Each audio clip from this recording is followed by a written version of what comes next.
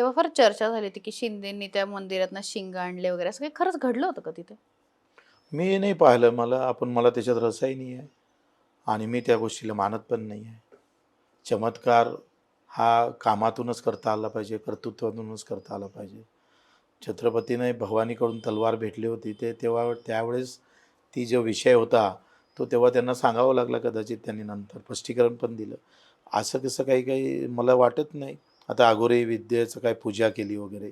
हा जर मला असं वाटतं का इतके बलशाली म्हणे आम्ही नेत्याला मोठंच समजतो किंवा तो वैचारिक त्याची उंची असलेली किंवा त्याची तेवढी बलवान असलेला, असे लोकं जेव्हा अशा ह्याच्यात आहारी पडत असेल तर चुकीचंच आहे.